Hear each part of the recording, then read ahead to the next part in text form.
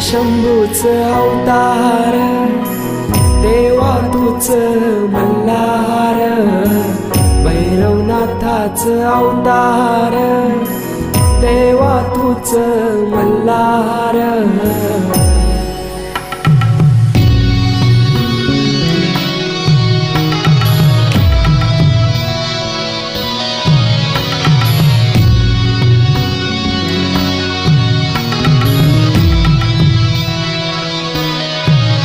ठेवून बाणाई पहिल्या पायरीला, घेऊन माल साधवी संगतीला, वध करूनी मनी मल्ला